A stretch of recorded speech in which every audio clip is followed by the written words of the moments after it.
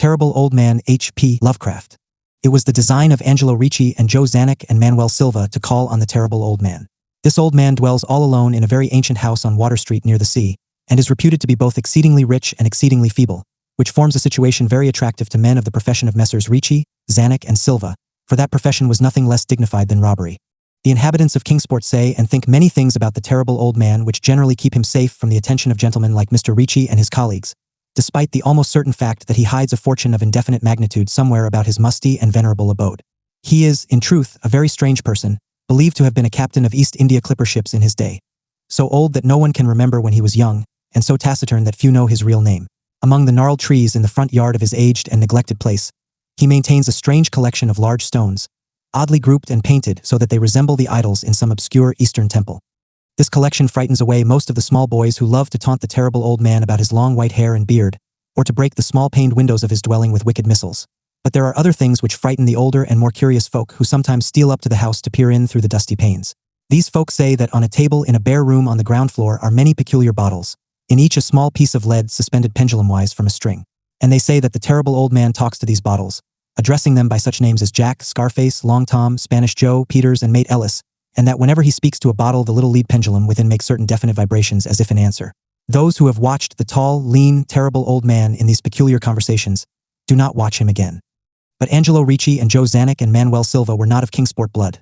They were of that new and heterogeneous alien stock which lies outside the charmed circle of New England life and traditions, and they saw in the terrible old man merely a tottering, almost helpless graybeard, who could not walk without the aid of his knotted cane, and whose thin, weak hands shook pitifully. They were really quite sorry in their way for the lonely, unpopular old fellow, whom everybody shunned, and at whom all the dogs barked singularly.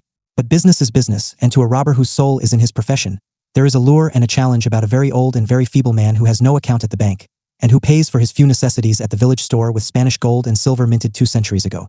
Messrs. Ricci, Zanuck, and Silva selected the night of April 11th for their call. Mr. Ricci and Mr. Silva were to interview the poor old gentleman, whilst Mr. Zanuck waited for them and their presumable metallic burden with a covered motorcar in Ship Street, by the gate in the tall rear wall of their host's grounds. Desire to avoid needless explanations in case of unexpected police intrusions prompted these plans for a quiet and unostentatious departure. As prearranged, the 3 adventurers started out separately in order to prevent any evil-minded suspicions afterward. Messrs. Ricci and Silva met in Water Street by the old man's front gate, and although they did not like the way the moon shone down upon the painted stones through the budding branches of the gnarled trees, they had more important things to think about than mere idle superstition. They feared it might be unpleasant work making the terrible old man loquacious concerning his hoarded gold and silver, for aged sea captains are notably stubborn and perverse. Still, he was very old and very feeble, and there were 2 visitors. Messrs. Ricci and Silva were experienced in the art of making unwilling persons voluble, and the screams of a weak and exceptionally venerable man can be easily muffled. So they moved up to the one lighted window and heard the terrible old man talking childishly to his bottles with pendulums. Then they donned masks and knocked politely at the weather-stained oaken door. Waiting seemed very long to Mr. Zanuck as he fidgeted restlessly in the covered motorcar by the terrible old man's back gate in Ship Street. He was more than ordinarily tender-hearted, and he did not like the hideous screams he had heard in the ancient house just after the hour appointed for the deed. Had he not told his colleagues to be as gentle as possible with the pathetic old sea captain? Very nervously he watched that narrow oaken gate in the high and ivy-clad stone wall. Frequently he consulted his watch and wondered at the delay. Had the old man died before revealing where his treasure was hidden? And had a thorough search become necessary? Mr. Zanuck did not like to wait so long in the dark in such a place. Then he sensed a soft tread or tapping on the walk inside the gate, heard a gentle fumbling at the rusty latch, and saw the narrow, heavy door swing inward. And in the pallid glow of the single dim street lamp, he strained his eyes to see what his colleagues had brought out of that sinister house which loomed so close behind. But when he looked, he did not see what he had expected. For his colleagues were not there at all, but only the terrible old man leaning quietly on his knotted cane and smiling hideously. Mr. Zanuck had never before noticed the color of that man's eyes. Now he saw that they were yellow. Little things make considerable excitement in little towns, which is the reason that Kingsport people talked all that spring and summer about the 3 unidentifiable bodies, horribly slashed as with many cutlasses, and horribly mangled as by the tread of many cruel boot heels, which the tide washed in.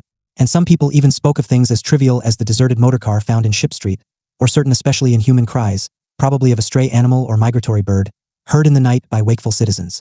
But in this idle village gossip the terrible old man took no interest at all.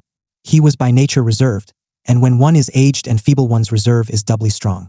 Besides, so ancient a sea captain must have witnessed scores of things much more stirring in the far-off days of his unremembered youth.